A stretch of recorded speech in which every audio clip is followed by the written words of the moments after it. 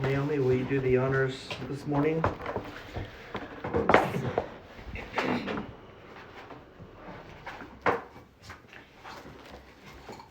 Lord, we bless your name. We are here to honor you and to be your people, to learn of your ways, to practice your ways. Lord, may we continue to just draw closer and closer to you, Father, and strive to be more like you and live like your Son, Jesus, who laid down his life for a way, a new way. And we want to honor that. Lord, we bless your name and give you thanks for, Lord, your faith in us. And may we have faith in you, Father, and in just who you are. And Lord, what we were made to be in the very beginning, Father.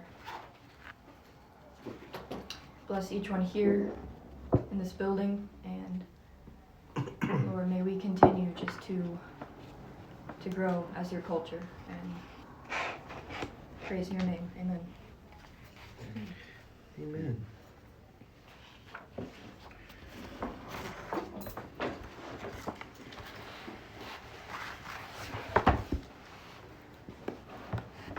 Okay. I don't remember where we left off. Maybe on 14:2? I think it's 3. 3. Mm-hmm. 3.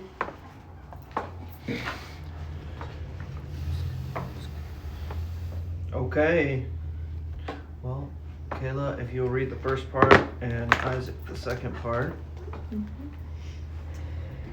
The master said, when the state possesses the way, the audaciously correct in both word and action. When the state lacks the way, the audaciously correct in action, but let one's speech be conciliatory.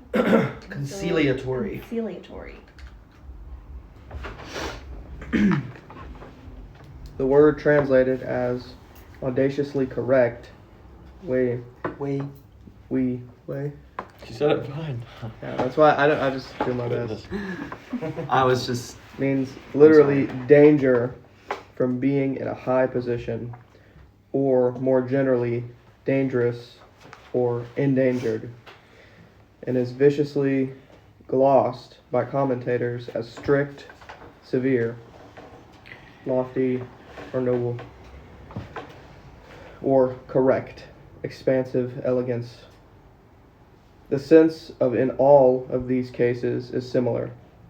Endangering oneself by stubbornly adhering to the high ground, as opposed to being, what's that word again? Conciliatory, or accommodating.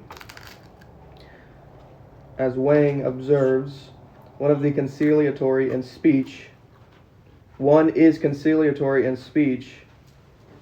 speech, not out of fear of disaster, but because of actively courting disaster, does no good, and is therefore something from which the gentleman refrains. Knowing when to advance and when to retire, when to remain in office and when to resign, all without departing from the path of rightness. This, indeed, is the way of hitting the timely mean. For examples of Confucius being indirect or conciliatory in speech in the face of immoral rulers, see 7:15 and 7:31. Brooks remark that the additional point of this passage may be that the test of not having a way is the ruler's unwillingness to hear advice. 14.3 implies that the candor is crucial to the state, and the ruler is its chief enemy. For the importance of candor and flourishing of a state, see 13.15 and 13.23 and 14.7.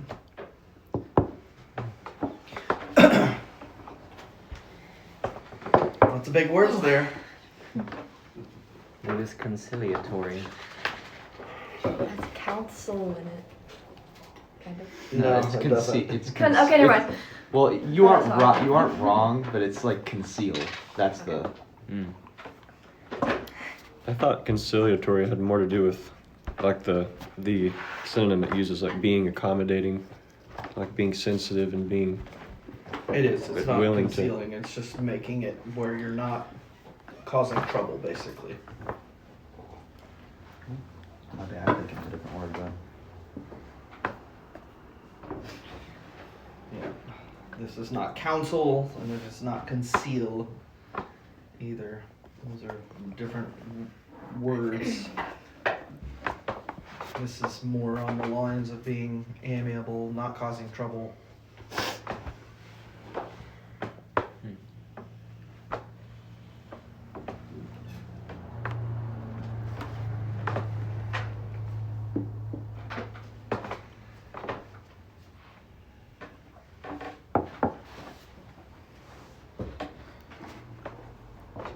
What does audaciously mean?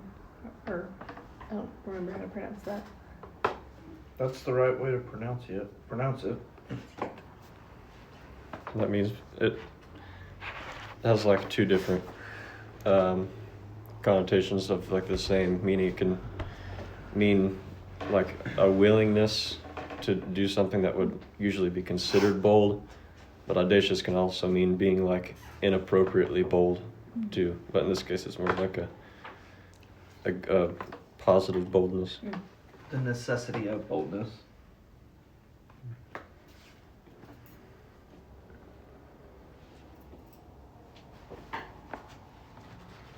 Some of it really reminds me of something that you brought up not too long ago about learning how and when to show strength and when to Yeah, yield. that It's like too. exactly what you're talking about. Mm. And the way of hitting the timely mean. Mm-hmm. Mm-hmm. Maybe I have some good thoughts on that. I do think it's funny that things Yeah. like just pop up out of nowhere. Mm-hmm. So what's the majors here? Don't be afraid of all the words. Something else to consider is the word candor, which means to be frank, not to hold back in honesty, in a sense. Candid, to be candid. I'm being open with you. Just telling you the way it is. That's candor. Mm-hmm.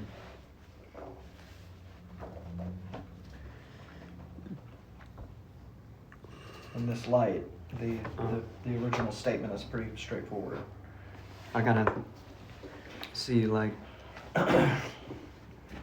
in a lot of them, kind of the mindset of always this higher ground. It's kind of like seems like a pursuit of some kind of knowledge or power or position.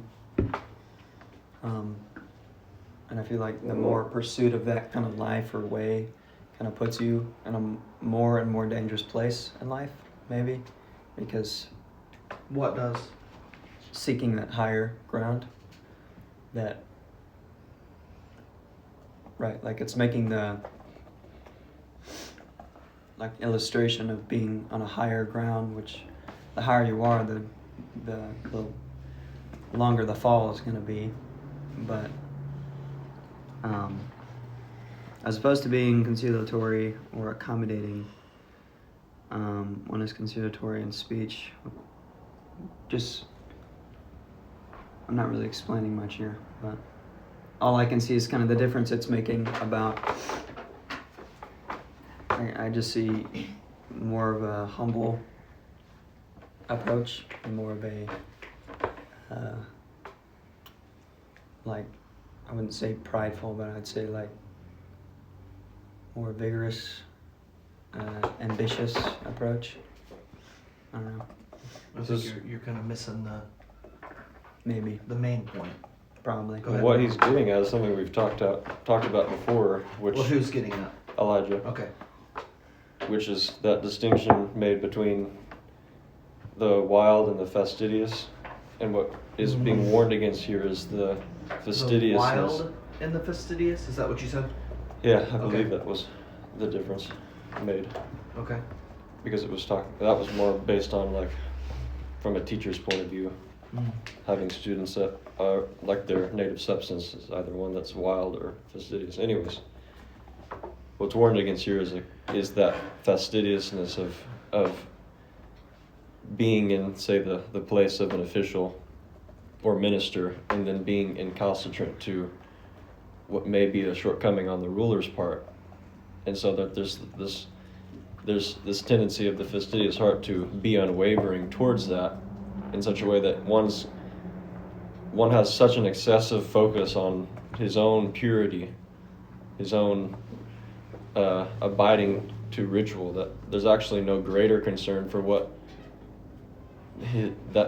his involvement might still be for the sake and the health and the well-being of the kingdom, the people that are being ruled over, which is why it's discussed here that being audaciously correct in word and action is acceptable when the ruler is walking in the way, or if the state. Why so, though? Let's discuss that. Why is it acceptable then and not otherwise? Well, I was just going to finish with what Elijah was getting at. Go ahead. When I believe he was talking about the just being too focused on one's own perfection and purity as it relates to the way, to the extent where you do both act in and speak in a way that disagrees with or conflicts the state or the ruler, even if he's outside of the boundaries of the way. And what that does is it does not take into account the well-being of the state. It's taking more into account one's own well-being, because what Confucius is suggesting is you can still go a step further. You don't let your actions, the fruit of your life, waver just because the state is outside the way, but there's still a chance for you to be able to speak with tact, with wisdom, in such a way that you might be able to change the heart of the ruler. That door is always still open in that sense. Very outstanding examples are people like Mencius, who did something similar to Confucius, traveling from one state to another to speak with the rulers. And pretty much all of them that he did speak to were ruling over states that were not abiding by the way. But though his actions always showed a kind of frankness, a kind of candor, his speech was very tactful. He would always he was very, very much a philosopher in that sense, to try to convince the kings that they really did have that sprout of goodness in them, and he tried to make that known to them so that they could begin to walk in the way again. That's that kind of conciliatory speech. Anyways, but you were just asking now, what does it mean to be audaciously correct in word and action? No, not what does it mean. Why is it acceptable when the Okay. way is being practiced versus when it is not? And so, the context here is, again, this is discussion that Confucius is having with his disciples, and many of his disciples are being placed in positions of counsel to governing authorities. So in this case, he is projecting a setting that they are in. And he's saying, if you are in a setting where you are giving counsel to a ruler that follows the way, then that ruler should be able to accept basically sharp words of they would be receptive to sharp words of correction and, this audacious correctness, right? Being audaciously correct because they have a hearing ear, a willing heart toward that. That is what it means to practice the way. Therefore, it's acceptable to be strict in that way or in that conversation. But if the way is not being practiced by the ruler, it's not just by the state, it's by the ruler, then you need to be more cautious in the way that you approach that. So you don't change the standard, as Noah said, in the way, and this is not really about personal things as much as it is holding the action of standard, because someone who is in council is also going to be probably given some authority to make decisions on behalf of the ruler that they serve. So the recommendation is don't change the rightness of your action, but be more tempered in the word of counsel that you give to this ruler, because they don't follow the way. So you're going to have to, as Noah said, with Mencius and others who would travel around, the case for many of Confucius' disciples are not that they were traveling around and doing things. It's that they were placed in these positions and needed to serve a function. And so, but the example remains that Confucius and or someone like Mencius, in their travels, would quickly discern whether or not they were interacting with an authority or a ruler who practiced the way. And the practice of the way really was about someone who had a hearing ear and a willingness to move toward, to always be changing toward, in accordance to the doctrine of the mean. But if there was resistance there, then he's saying, well, you don't change the action, but you do temper the word, because you want to, in a sense, bring them about. And that's where, if I'm hearing you correctly, that's where you were saying, Noah, that you would need to reason with them, in a sense, rather than just throw down this strict standard. With this being audaciously correct, it also comes a bit of a relational entrustment as well.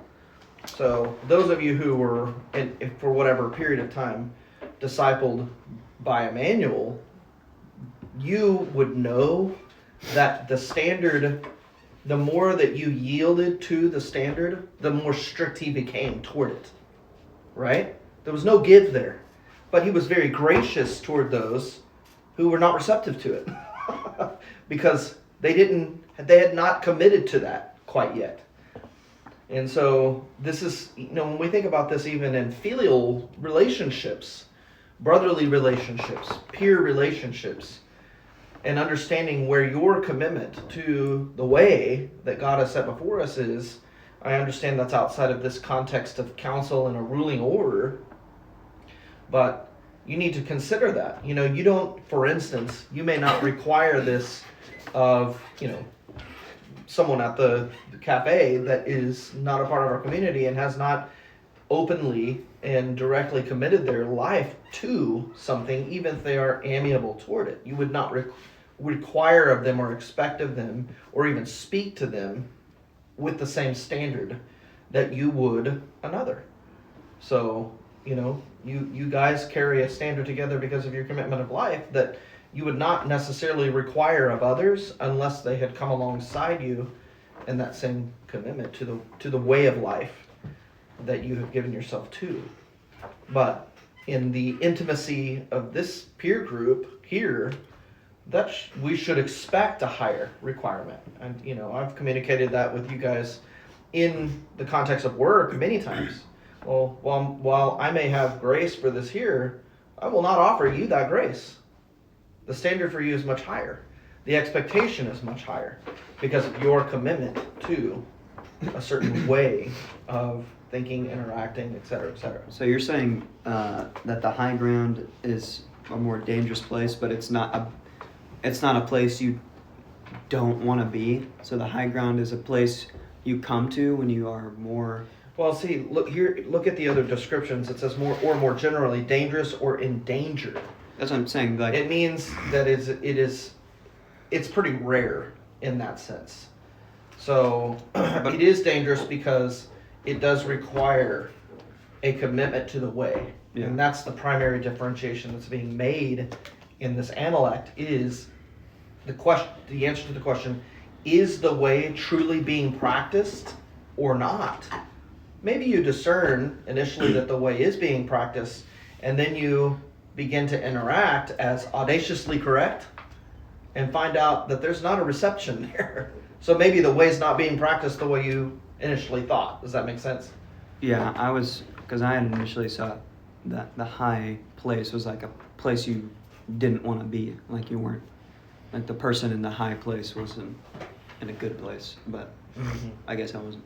Well, you certainly wouldn't want to be, as is mentioned here, taking that position of basically high accountability. When you can't, like, You know, do you're a it. target at that point. Yeah, if it's not received, then, well, that is not a good place to be. Yeah.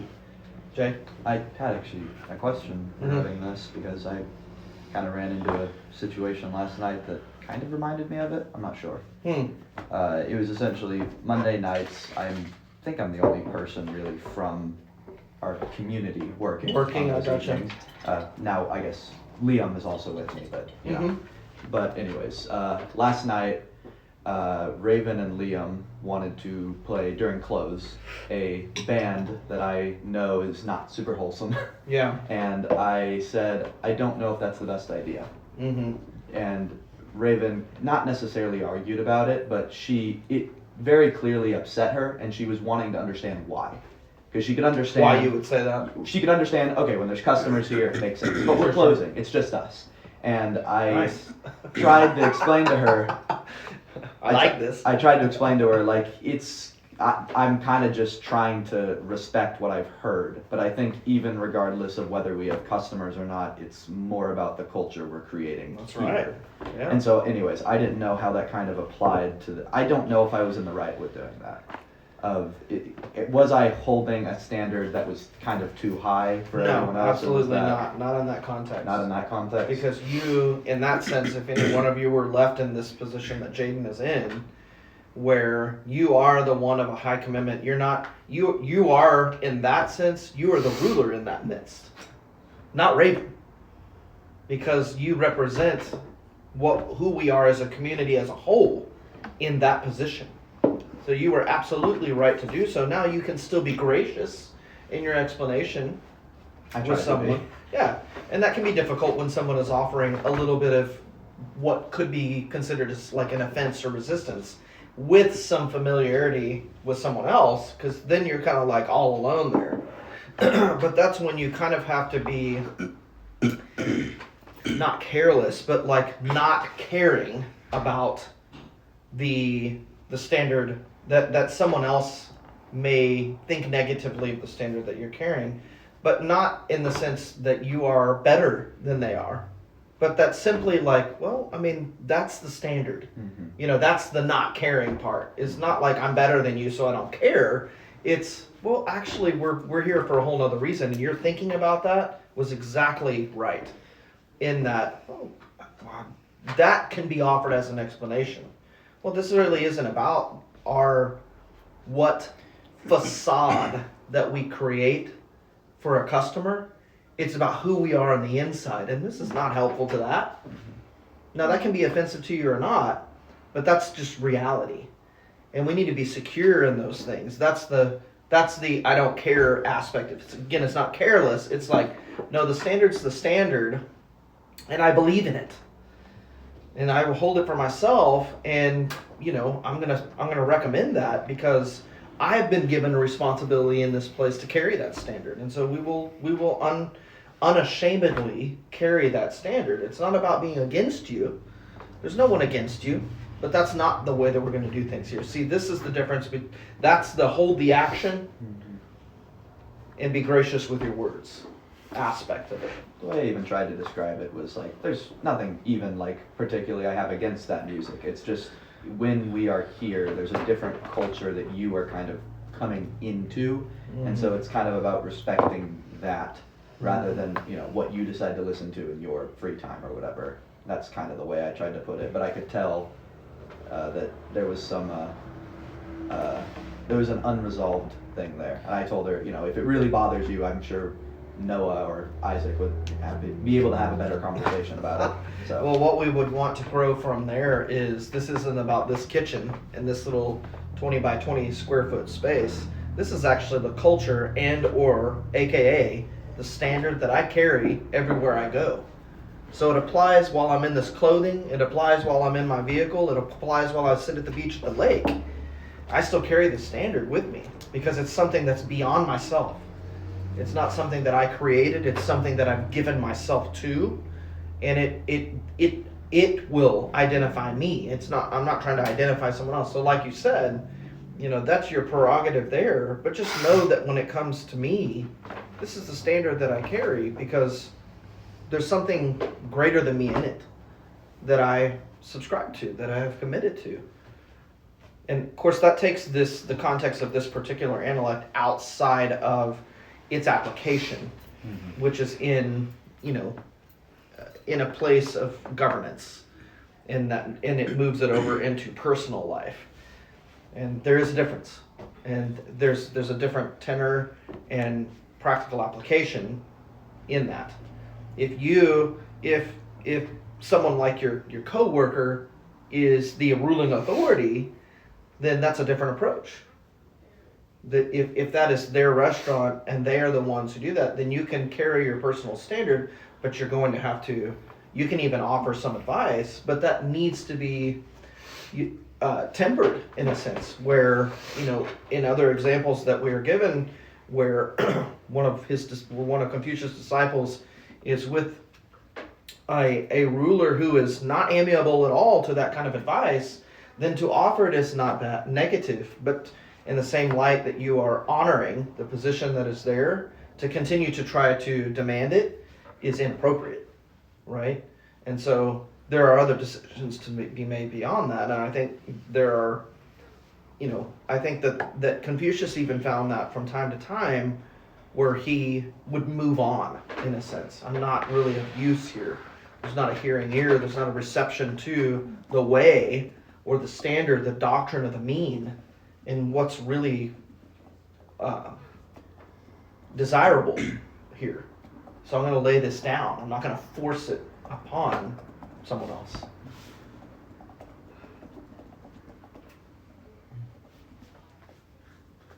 Any other thoughts?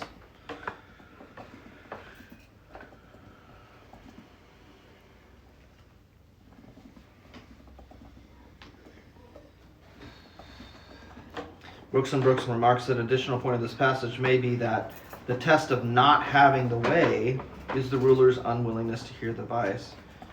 So, implies that the candor is crucial to the state. The candor in this case is that audacious correctness. But if that's not received, well then you're dealing with the ruler itself as being the chief enemy of the state, because they're not willing to hear and to apply certain things. So that's probably what is directly referenced in these other Analects here, are cases like that.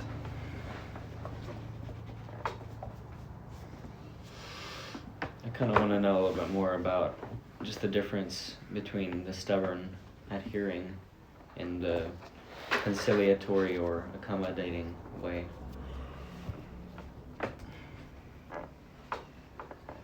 Well, that's where I think Elijah was picking up at the high ground, was like, you need to know, you need to be able to discern the reception of the way in that. Again, if you find yourself in a place of resistance to the way in the presence of another ruler, well, that's unwise. Then you are in a dangerous place, right? And in situations like this, you're probably putting your own life at risk, even though it's not about personal preservation. you need to recognize that it's not going to have any effect there. So, So like it's in context of another person. in this Kind of, case, it's yeah. in the context of a ruler. In your personal life, it's not necessarily just in the context of another person. So that's why it's important to understand the setting that this is in. You know, that if it's personal conviction in conversation with personal conviction, that's another thing. If you are an advisor to a throne and your advice is not welcome, then you need to be more cautious about how you engage in that. That's a very different setting. Does that make sense? So then you're going to need to be more conciliatory.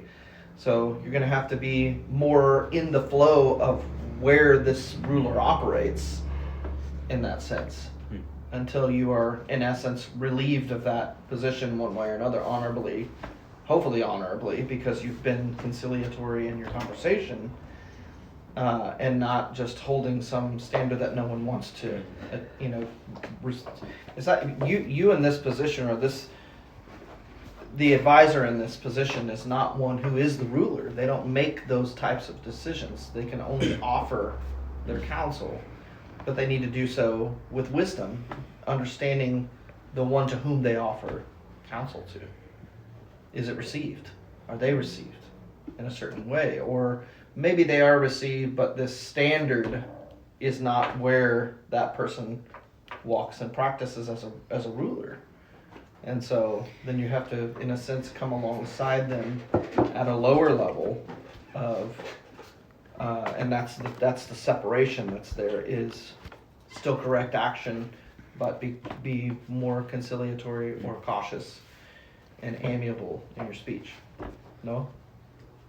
The two ways that audacious correctness would look for someone that is in the place of a minister or advisor would be: one, you resign and leave the state. That was actually the more common one. So many times that was actually the wise thing to do. It was an acceptable thing to do. But what that shows is a kind of passive correctness. So the two words audacious and passive seem to not really go together, but that was it was a bold response to resign your office because the ruler or the state was not in the way. The second one, which was not as common, but these were obviously very outstanding events, is when you took a more confrontational approach and you were very audacious in your word, especially, and your action. So they would actually kind of step beyond the line of what is acceptable and criticize to their face the ruler. And if obviously it depended ruler to ruler, but that would often end in disaster. That a lot of terrible things happen to good people. Like I think one very outstanding case was, of course I can't ever remember foreign names, but this one guy did that, and he was known as being a good-hearted person. Like that was actually his name, because it was like his reputation of having a good heart. And the emperor, or not the emperor, the ruler, had his heart removed from his chest while he was alive. That was his punishment for confronting him. And so you have these different cases, but the real difference you've seen between the two is one's passive, one's confrontational. And to move that more into like a real life context, there are ways to fall short in both of those approaches. I mean, I'm thinking of, say, being in a work environment in which you're not, you don't really have any real set position of influence, but you're kind of more of a participant in the environment. But as someone who can still carry a standard, there are ways in which you can be too passive or you can be too confrontational, which is where the wisdom of this really enters in, as far as knowing the timeliness of when to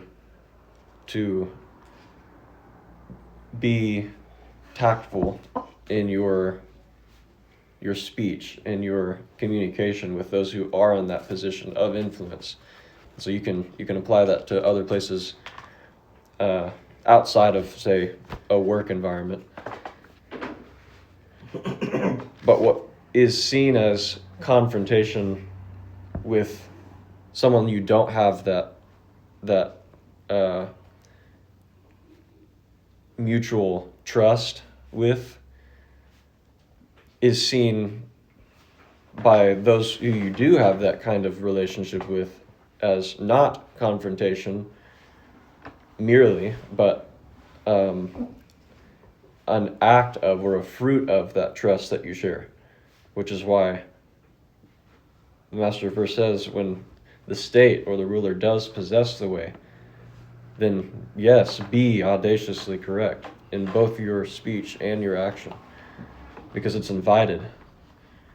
It's desired. In fact, that's in some ways the role that you have been given. You're fulfilling that role by doing so, and we have that is practiced among us. We have that freedom because of the appreciation and that we have of one another, and the recognition of our appointment in one another's lives by God to be boldly or audaciously correct in our speech and action towards one another.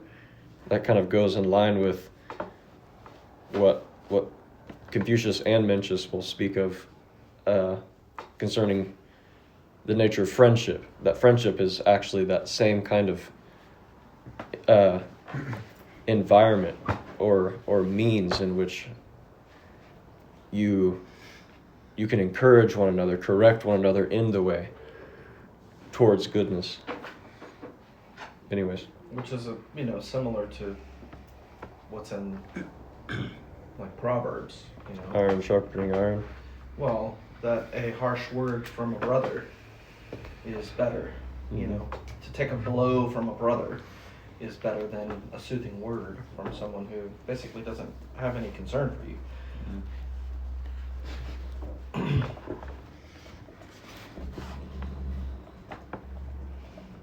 Okay, Jay, why don't you read the next one, and Benji follow up with the second part.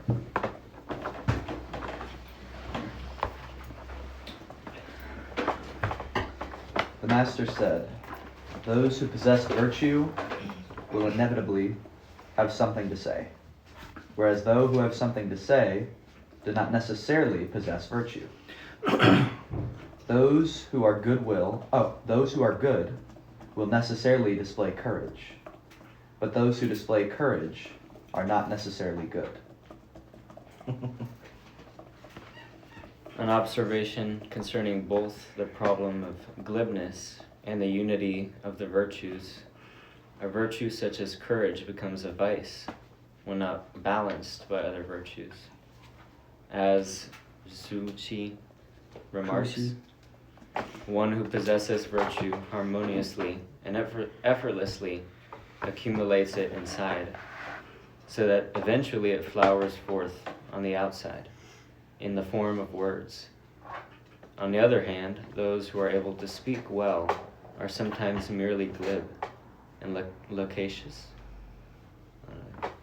In his heart, the good person is not concerned with himself, which means that when he sees what is right to do, he simply must do it.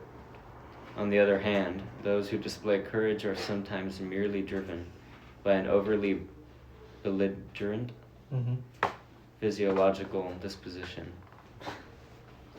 Belligerent physiological disposition. That's good. Good stuff there.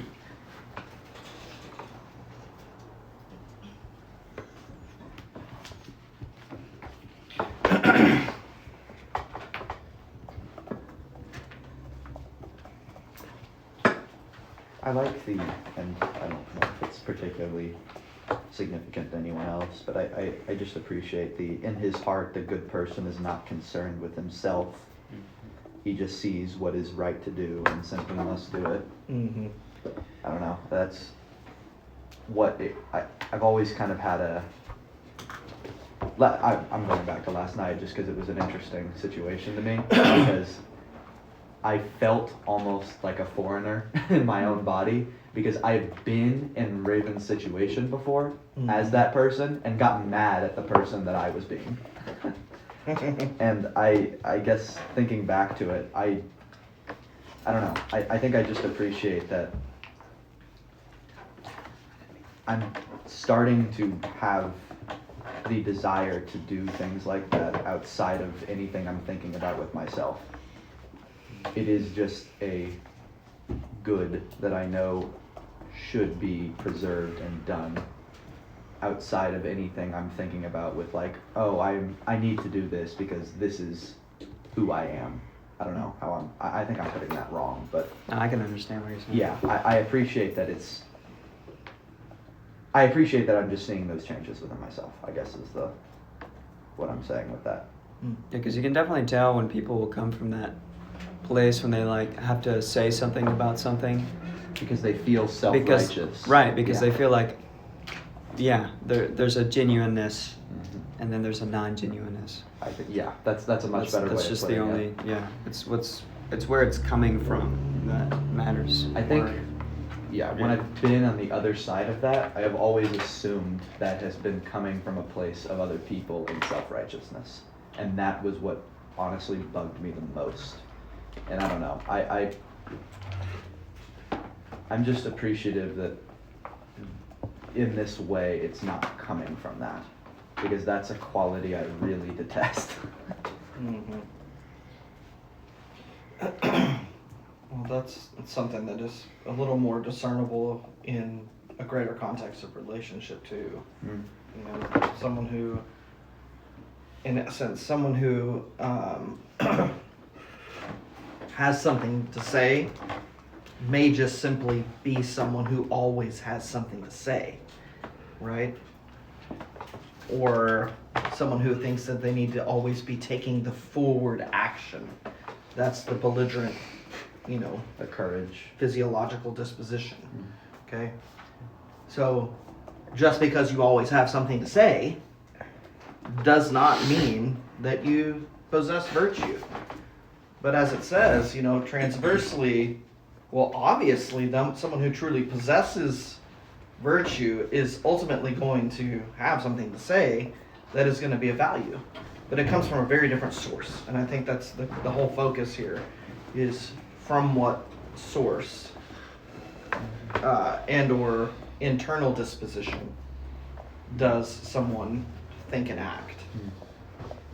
So, I experienced that a lot in my college experience in Bible school, where there were certain people who you could always expect to have something to say, right? Because they needed to make themselves known. And that's very different from someone who moves from a place or a seat of conviction and truth. So that's a pretty big difference. And those things are pretty much obvious.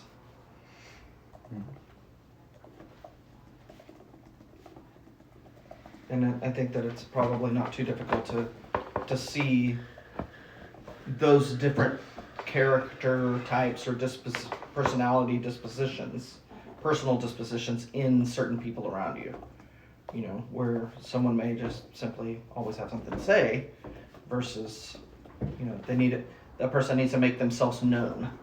And so then it's easy to see that the way that they do things, you can better understand this belligerent disposition. You always got to kind of make a comment versus or do something that causes others to look at you in a certain way, good or bad, where again the other disposition is one that moves out of something that is a deep stirring of conviction from within. I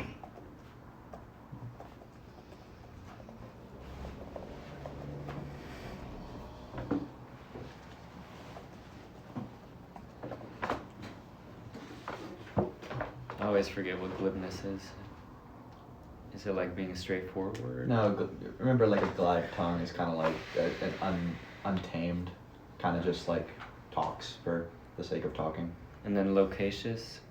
Kind of glib is, you know, like, you pretty much said that without thinking about what you were gonna say, right? You know, or as if it doesn't matter that much. Just, you know, just, you know. It's like an unreal honesty or realness, kind of. It's like maybe the dictionary can give a better definition. Loquacious, I think, is talkative or over, maybe perhaps over the top. That's loquacious, yeah. Yeah. Okay. I think it could be another word, but glib, I think, is also something that sounds very smooth and reasonable and maybe even Yeah. like Hmm. attractive and intelligent, but it's still empty. Okay. So it definitely is. There's no real talkative and conviction smooth. behind it, Yeah. you know. There's no reality and truth. Exactly what you were saying with those guys at your college, the very intellectual, theological people Mm-hmm. that always had to prove that they were intellectuals with their speech. And I think that, yeah, very true. And so, yeah, I've given you guys the example of that one class that I sat in with, it was a church history class. And there was a new student, I had already been there for a semester and a half, and this new student came in at one point, and this guy actually went on to directly challenge with the board of the college certain professors' beliefs. That's how audacious he was. But in this particular class, this professor that I had was an adjunct professor who also taught over at DTS, so a very well-seasoned professor. And anyway, he liked to raise his hand and talk about what he knew, basically. And this professor was not having any of it. And so after the second time that he did that, on the third time the guy raised his hand, he happened to be wearing a yellow shirt that day. And when he called on him, he said, "Is that a yellow shirt that you're wearing?" Before he could speak and say what he wanted to say. And so the guy didn't know what to say. Yeah, you know, and then went on to share everybody his wealth of knowledge. 5 minutes later, whoa, professor again, "Is that a yellow shirt you're wearing?" He still didn't get it. Third time, he got quiet. Because the professor was very clearly saying, "What's your problem? Why do you feel like you have to?" But I faced that on so many occasions in many different classes. And so glibness is the other side of I'm not using that as an example of glibness, but rather of someone who just needs to make themselves known. Maybe more on the loquacious side, right? Glibness I experience in the religious context quite often through a couple of phrases that I used to hear a lot. One was, "If God wills." Okay? The other is, "Bless the Lord." You know? Do you really bless God? When something negative happens and you're like, "Bless the Lord," because you think you need to say that, because that's what you're supposed to say, well, that was glib. You know, that had zero weight for you. Or, "If God wills." Do you really consider God's will in this? Or are you just using that as a filler because you think that's the right thing to say? But there's actually no conviction in your heart over whether that is truth or not. That is to be glib in a very, religious way, right? And there are many such examples, to the within Christianity in particular, because we have the Bible in hand. We can have a lot of knowledge and memorization or reference to it, and we can take something that carries a lot of weight, the living word, the eternal word of God, and treat it lightly. And so, not wise to do. So, there in this context, well, just because you have something to say doesn't mean that you have virtue. But one who does have virtue, truly, surely they have something to say that is worth hearing, right? But there's a discernment that needs to take place there. There's a definition of glib in the glossary. Oh, that's right, we did find that. Glibness is a negative quality that is attacked throughout the text. The original Zhao meaning was something like attractive or noble in speech, but giving it the negative sense. Confucius portrays it as a false or external counterfeit of good, true, inner goodness.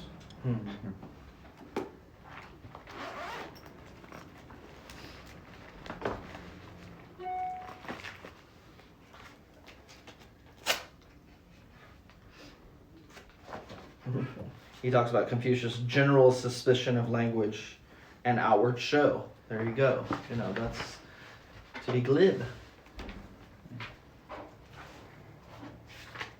It's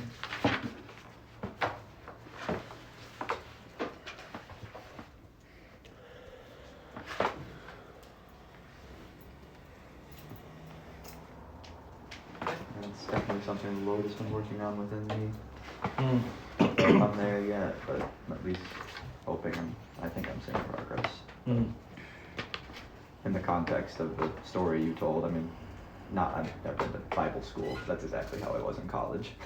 I was that guy, but with biology and whatever it was, yeah. Just had to show how much I knew. It's kind of embarrassing thinking back on, but I'm growing. Well, those can be to various phases too. You know, and hopefully those don't become things that define us. I'm being redefined. I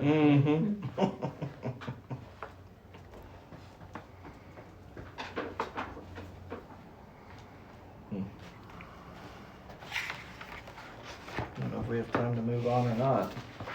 It'll be 10 till, so. Any other thoughts or discussion, we'll hold off until next time to move on. Ladies, what's your input?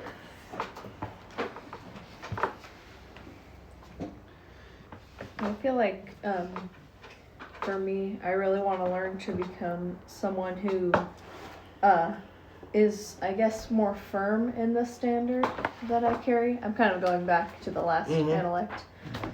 I feel like in my life I've been unintentionally a people pleaser, and to the point where I would avoid conflict even though I know that I have a standard. But I really want to learn to hold the standard in a good way and know when to kind of like show it more, I guess, than just know it, if that makes sense. But it's just something I want to become better at, because I know that I tend to kind of, if somebody is like, no, that's not true, I'm just like, okay, I'll just leave it there, even though my standard is different, if I'm making sense. No, 100%. I was and still am in a lot of ways very, very similar. For me personally, what helped me even be confrontational about it at all, it's actually something that Noah was speaking to me about in an entirely different context, with people like Raven being a little distractible, and how I had to be more confrontational of even just getting her to work.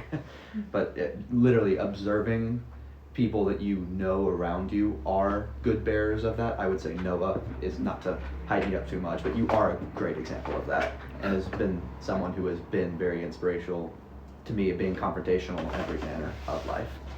Like I was saying, I know you think that beer example is silly, but it was something that really helped me fight against that people pleaser nature that you're speaking of, because I very much am a very similar way, and being confrontational is very awkward for me.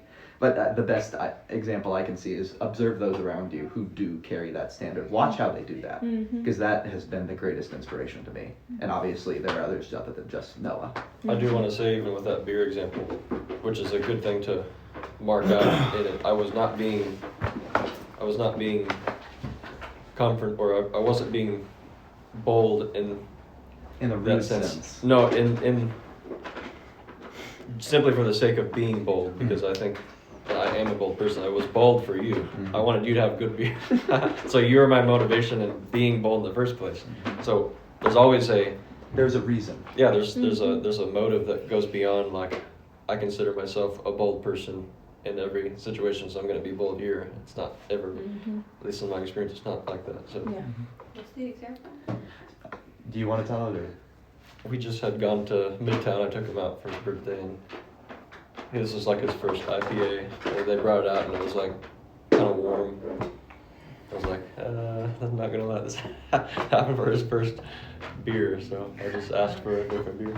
It wasn't that Again, it's not a huge example. It's just something as like a very non-confrontational person, I would have drinking my lukewarm beer and not said a word about it. And I just admired his. Again, it's a silly example, but the silly things often speak the most volume to me for whatever reason. And that was one of those things that really helped me, among other conversations we've had, get over that, like, not wanting to confront. And again, it is exactly what you were saying for a reason. I think that is a benefit you and I have as like people pleasers, is by nature we don't want to be confrontational people. So oftentimes when we feel compelled to be confrontational, it's because there is a reason. It's not like our default, it's just to confront.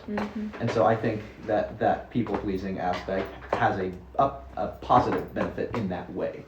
Of it does actually help temper you of when it is worth it to be confrontational.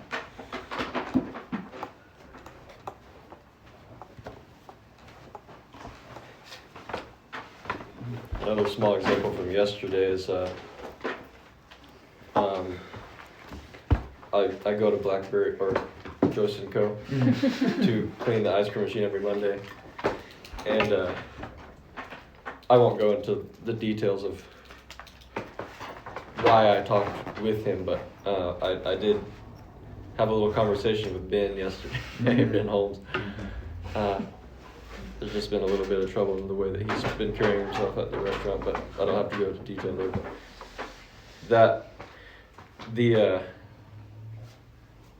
initiating the conversation is, as you can imagine, someone like minimal experience like me was a little difficult, because you just got to be a manager sometimes, or at least someone that's partly fulfilling that role at that restaurant. And what I just realized in engaging in it was it wasn't simply coming from like a presumed sense of position I had, or even just from a sense of duty. But what I realized before I even had the conversation and during the conversation I had with him, is that I really think Ben's a cool guy, despite what people have observed in him. I have been able to see things in him that I appreciate a lot, and so that was kind of where I was coming from when I did speak with him. Of course, I was still able to be pretty frank about things that needed to be addressed in the first place. But overall, it was taken very well. Obviously, we'll still see how it is received later on, but the real thing I wanted to identify there was, it's strange to say this about someone you don't actually know very well, but it really did feel like it was coming from a place of love. And like, it would be silly to say, is like, I love this person, because that's a very strong thing to say, but it was a feeling of appreciation that outweighed a feeling of criticism towards a life, towards a person's soul. And that was really what gave me the courage, I guess, to speak up to him, because otherwise it would have been kind of nerve-wracking, especially with someone that does have, or at least seems to have, an attitude problem. There's a bit of a connection with knowing your placement and knowing your setting. So, in that context, Noah, you are given, you actually carry a weighty word as a management level decision maker for the business. So that's placement, okay? Setting, the other thing that is worth consideration for discernment is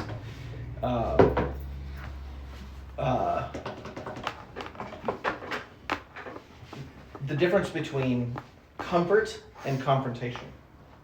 It may be uncomfortable for me to hold a standard, but that doesn't necessarily mean that it is a confrontation to hold a standard. Okay, so I went to in college, and I don't know that I was married yet, but anyway, I went with some friends to a movie, and a couple of things made me very uncomfortable, and then it came to a particular scene that was indecent, and I just got up and walked out. It's very uncomfortable. I was not harsh to my friends. I didn't get up and say, you guys should leave too. I didn't say that afterwards. But see, that's the difference. That was very uncomfortable to do. I didn't create a confrontation. Okay? And I've been in situations like that before. That was with friends that were close to me, that I went to church with, and that we did things regularly, right? So they had a regular interaction in my life. And then I can remember in another place in college where something similar to happen, and they were showing something terrible in class. And I got up and walked out because I wasn't going to endure that. And that was uncomfortable, So then I wrote the professor something somewhat confrontational. And, he still gave me a good grade. But I wasn't it's not like I stood up in the class and started yelling and protesting my position. Okay? So that is the discernment that's applied there is, okay, what is appropriate here? And that's kind of along the lines of this first Analect, is what's the appropriate thing to do in this light? Where you guys are at, where you are given position and placement, both in the setting of the cafe, there's a higher standard for you to bear. That doesn't mean that doesn't necessarily mean that there is open confrontation. So, that the tact that Noah shows in conversation with someone else is not that he drags someone out in the middle of the restaurant and says, see, you don't do this, and makes a point, right? So all of those things come into a discernment of how you interact with someone. So along the lines of that first Analect, well, among us, you may make a very open display of your confrontation there. Why? Because that's an example to us all. But we discern the setting there. Does that make sense? Where that needs to be applied. So some people are very unwise about how they do that. That's the majority of people who are out there protesting and picketing, is they're more along the lines of, I've got something to say, but not really carrying any virtue. You see what I'm saying? It's a bit of a mix between the two here. But before you become so bold as being confrontational, be wise about that in your setting and in your placement. Otherwise, you may be right, but you may be inappropriate. You know what I'm saying? Mm-hmm. So those are all things that you should weigh out. Mm-hmm.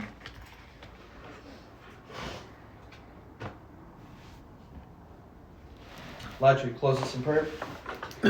Yeah. Lord, we bless your holy name, Father. I pray for your continued blessing on each heart, each mind and soul here, and on this time. Lord, that we would not glaze over it, Father, but that it would be something that even your ways are revealed through, Lord, as you have continued to do in this time and other times. Pray that you would continue to draw us closer to you, and that we would seek you out in each part of life, as you are always showing us and revealing yourself to us through each part of life.